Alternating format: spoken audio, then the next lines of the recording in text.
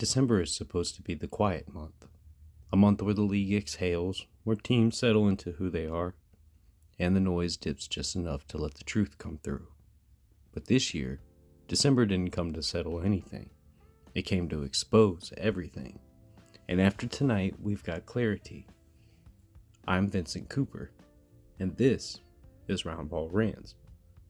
Before we crack open the games, especially the one in Los Angeles that told the whole truth in 48 minutes, let's start with the people helping us in this show keep running all month long. It's our time for our Dubby partner read. This episode of Roundball Rants is brought to you by our partners over at Dubby Energy, the clean, crash-free formula built for creators, hoop fans, and anyone grinding through December with a purpose. Dubby just launched their brand new website redesign, smoother, faster, and easier to shop. And yes, the new Tiger's Blood can is almost here. I'm telling you right now, I need that in the studio. Zero sugar, no jitters, no artificial fillers, just clean energy that actually helps you focus. Head over to dubby.gg, use promo code RoundballRants, and you'll get 10% off your entire order. Support the show, support your own grind. Alright, let's talk basketball. San Antonio walked into a pressure cooker last night, and instead of shrinking, they introduced themselves. Let's get into it. There's something poetic about the way that basketball sets up its truth. The Lakers walked into this NBA Cup quarterfinal thinking they were the ones bringing the heavyweight punch. But it was San Antonio, without Victor Wembanyama, on the road under the lights, with everything on the line, who played like the team already booking their ticket to Vegas. This wasn't an upset. This was a reveal.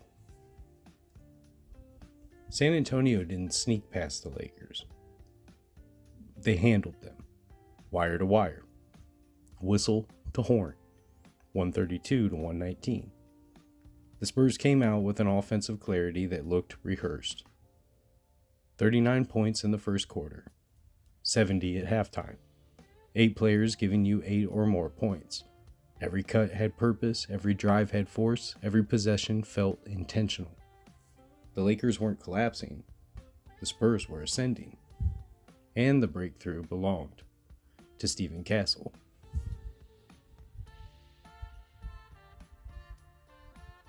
"30 points, 10 rebounds, 6 assists. And the most important detail, 21 of those points came in the second half. He didn't just rise into the moment, he grew while inside of it. The corner three he buried late, that wasn't a rookie shot. That was a player meeting the version of himself the league will soon have to deal with. De'Aaron Fox wasn't flashy. He was inevitable. He kept pressure on the rim, tempo in San Antonio's favor, and control in all the small spaces between possessions. Keldon Johnson set the tone early, the bench stabilized everything after. The ball moved with purpose. This is what it looks like when a young team realizes it's allowed to win big games. And let's be fair, Luka showed up, 35 and 8, and he kept him competitive long enough to make the building think.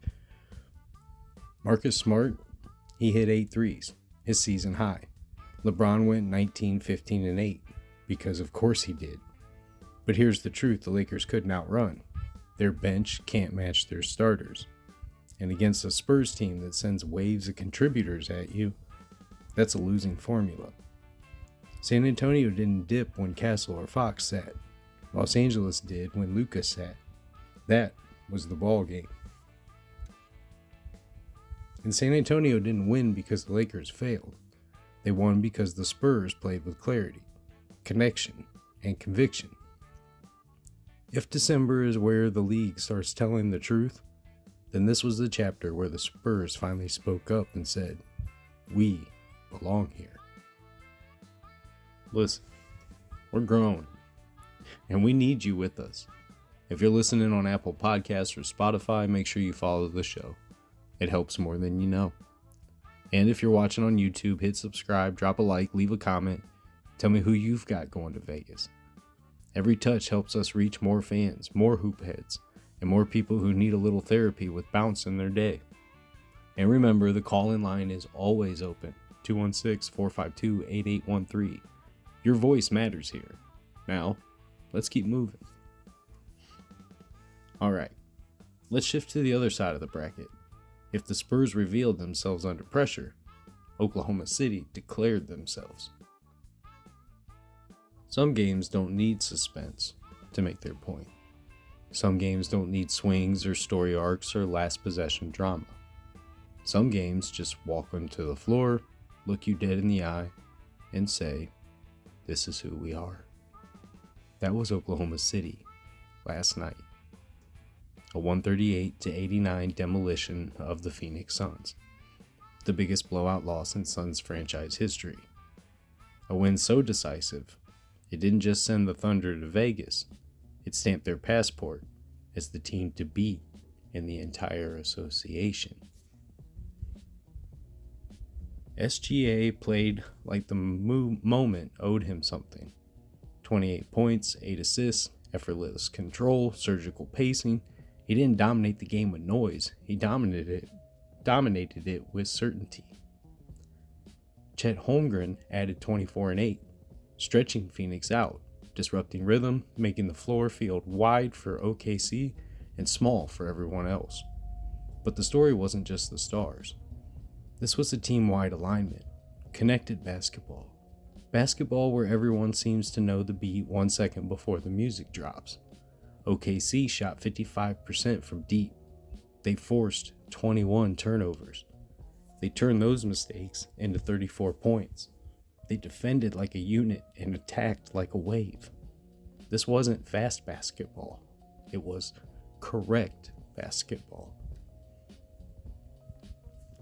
And Phoenix walked in without Devin Booker, his third straight missed game with the groin injury, and it showed immediately. Dillon Brooks led the team in scoring with 16, but on 4 of 16 shooting. Spacing was non-existent, movement was heavy, the identity wasn't there. Everything felt forced. And against a Thunder team that punishes hesitation, those cracks became canyons. By halftime, OKC was up 26. The competitive portion of the night ended before the national broadcast even got comfortable. And this was Oklahoma City at full truth, unselfish, connected, and unafraid of the stakes. It wasn't a win, it was a declaration.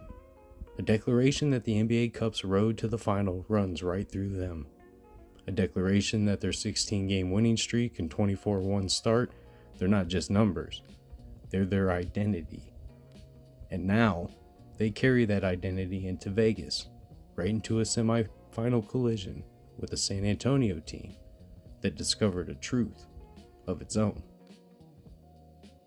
There's something beautiful about the way that basketball arranges its confrontations. Sometimes it gives you chaos, sometimes it gives you inevitability, and sometimes it gives you a matchup that feels less like a game and more like a mirror.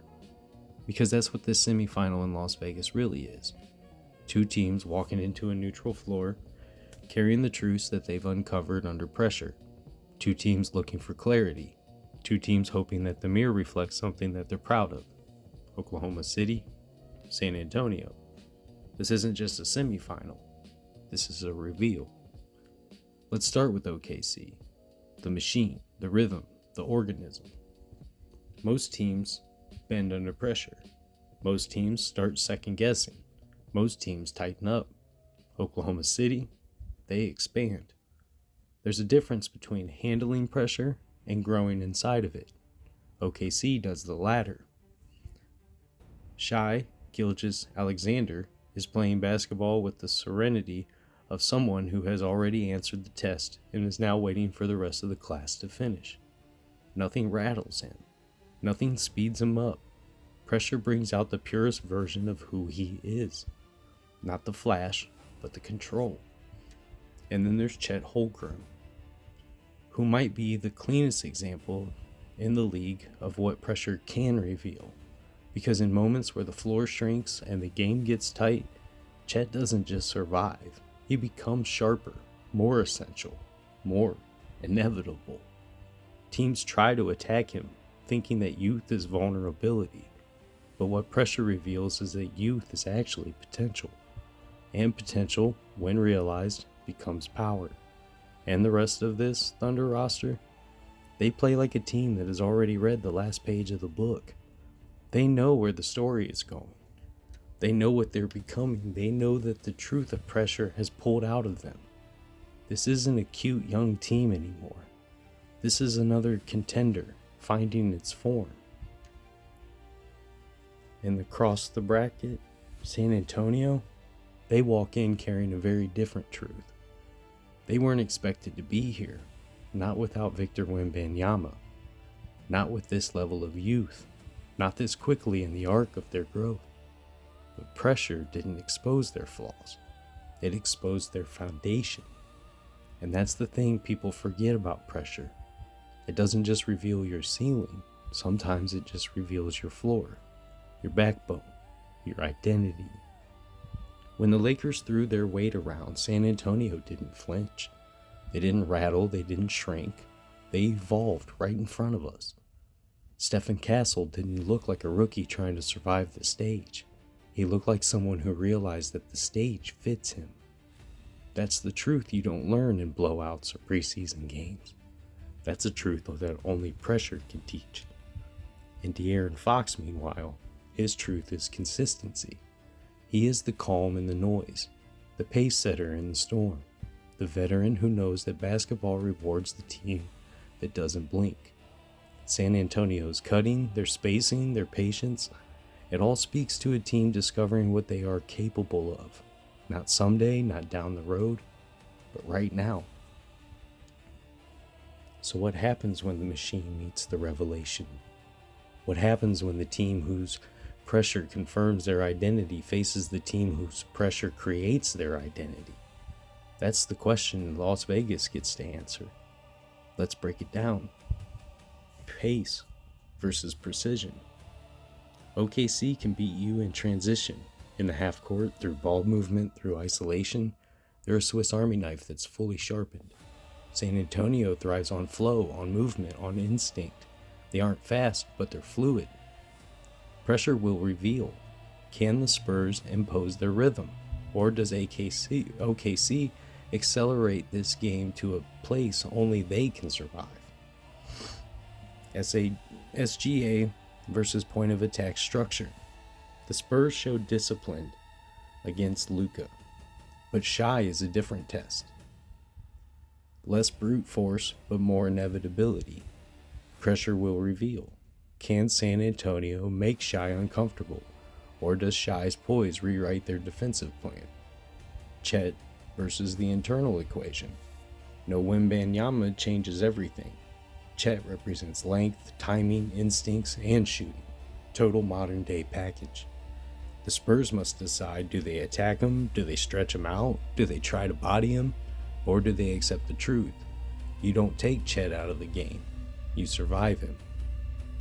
Coaching and composure. Mark Daigneault has built a culture of clarity. San Antonio has built a culture of belief. One team is established, one team is emerging. Pressure will reveal which direction carries more weight in a moment like this. And here's the real connective tissue, the line that ties all of this together. Pressure reveals truth. For Oklahoma City, pressure reveals who they already are. And for San Antonio, pressure reveals who they're becoming. And in Vegas, both truths will be on display with nowhere to hide. One team will leave affirmed. One team will leave awakened. Neither team will leave unchanged. And that's the beauty of a semifinal. It doesn't crown you, but it clarifies you. Does San Antonio's new identity hold up under the brightest lights yet? Or does Oklahoma City's fully realized identity prove too heavy, too sharp, too inevitable? Las Vegas will decide the winner, but pressure will decide the truth. And with all of that, tonight didn't just set up the stage for Vegas. It reminds us of what pressure really does. It reveals, it clarifies, it tells the truth. And that truth, it doesn't stop with basketball. let's talk about that next in the bounce. There's something about nights like last night. Nights where the pressure isn't just high, it's clarifying. We watched it with San Antonio. A team missing its star, facing giants, walked into the moment and realized that the moment wasn't too big. Pressure didn't crack them, it revealed them. We watched it in Oklahoma City. A team with expectations heavier than most franchises can handle didn't run from the weight. They embraced it. They said, if pressure is going to introduce us to who we really are, then let's meet ourselves at the highest level. And now both of them walk into Vegas carrying the truths that only nights like these can teach you. That's the part of the game I never get tired of. Basketball is honest. It tells on you. When the lights get bright, when the stakes get real, when the noise gets louder, you can't bluff who you are. But here's the thing. Life works the same way. We all go through moments that feel heavy, moments that stretch us, squeeze us, call us out, moments that don't feel fair, moments that we didn't ask for. And if we don't realize it in real time, those moments aren't there to break us. They're there to show us something. Sometimes they show us that the strength that we forgot we had. Sometimes they show us habits that we need to let go of. Sometimes they show us growth that quietly happened while we weren't paying attention. And sometimes they show us that we're ready for chapters we didn't think that we could write yet. Pressure doesn't define you. It reveals you. And if you're in one of those seasons right now, the kind that feels tight in the chest and loud in the head, breathe for a second, because you might just be meeting a version of yourself that you haven't been introduced to yet. A stronger one, a clearer one, a more honest one. Basketball showed us that tonight. Life shows that in us every day. And you still have chapters left to write. I'm Vincent Cooper. This was Roundball Rants. I thank you for listening. And remember, it's not just basketball. It's therapy with a bounce.